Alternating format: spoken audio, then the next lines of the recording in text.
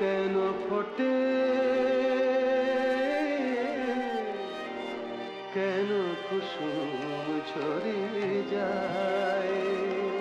যেদিন আমি চলে যাব সেদিন হয়তোবা বড় বড় সভা হবে, কত প্রশংসা, কত কবি বেরুবে হয়তো আমার নামে।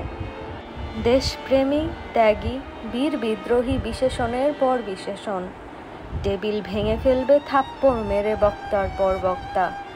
এই অসুন্দর শ্রদ্ধা নিবেদনের প্রার্থ দিনে বন্ধু তুমি যেন যেও না।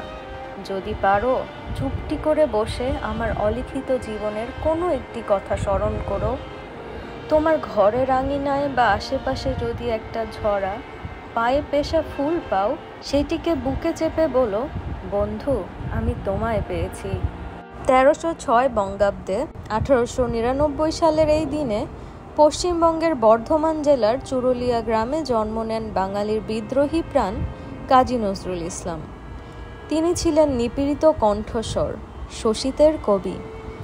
সারা জীবন জুলুম, ধর্মান্ধতা আর কূপমণ্ডূকতার বিরুদ্ধে কবিতায়, গানে ও কলমে সংগ্রাম করেছেন তিনি। এবারের জন্মবার্ষিকী এসেছে এমন এক সময়ে যখন বাংলাদেশে নির্বাচন ঘিরে চলছে রাজনৈতিক অস্থিরতা। আর এই নির্বাচন প্রসঙ্গেই উঠে আসে নজরুলের জীবনের একটি চমকপ্রদ অধ্যায়। একবার তিনিও অংশ নিয়েছিলেন নির্বাচনে। 1926 সাল, সেই বছরের শেষ দিকে অনুষ্ঠেয় হয় ভারতীয় কেন্দ্রীয় আইনসভা নির্বাচন। সারা বাংলায় তখন তুমুল জনপ্রিয় কাজী নজরুল ইসলাম। স্বরাজ দলের প্রার্থী হিসেবে ঢাকা বিভাগ থেকে নির্বাচনে দাঁড়ান তিনি।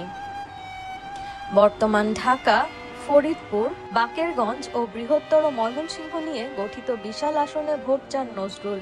ভেবেছিলেন, মানুষ আমাকে যেমন ভালোবাসে, নির্বাচনে নিশ্চয়ই বিজয় আমার সুনিশ্চিত। ফরিদপুরে কবি জসিম উদ্দিনকে বলেছিলেন, জসিম, ঢাকায় আমি শতকরা 99টি ভোট পাব, ফরিদপুর থেকে যদি কিছু পাই তাহলেই কেল্লা ফতে। কিন্তু বাস্তবতা ছিল ভিন্ন। রাজনীতির মাঠে কবি বুঝলেন, ভালোবেসে কবিতা পড়া আর ভোট দেওয়া এক বিষয় নয়। 300 টাকার ক্ষুদ্র বাজেটে লড়াই করা নজরুল প্রচার প্রচারণায় পিছিয়ে পড়েন। ঢাকায় পীর সাহেব ইউসুফ কাদেরী রাস্তানায় কিছুদিন থেকেও তেমন সাড়া মেলেনি। ফরিদপুরে পীরের কাছ থেকে একটি ফতোয়াও সংগ্রহ করেছিলেন, তবুও ফলাফলে ভরাডুবি। 18,000 ভোটারের মধ্যে নজরুল পান মাত্র 1062টি ভোট।